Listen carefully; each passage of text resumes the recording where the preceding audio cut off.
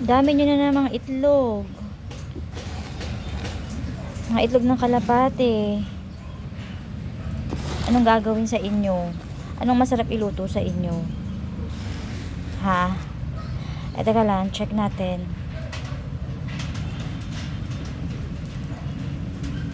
Nakita ko na naman kayo dyan. Nilagay kayo dyan. Alam ko pag tinabi kayo, ano kayo mga may crack.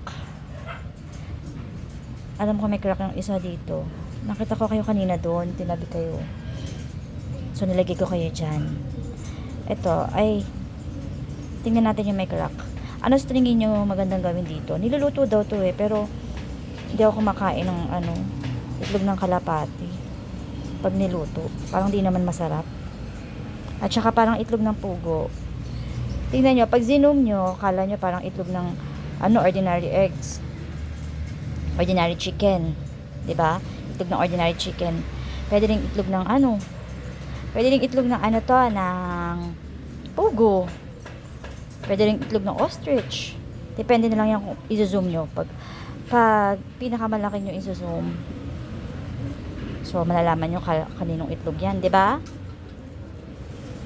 Tabi natin mamaya yan. Nilagay ko lang kayo dyan kasi baka malakas yung hangin, nakakasilip pa rin kayo. Pag lumipad kayo dyan, pag nilipad kayo, ay, makakrack lang kayo. Pero may mga crack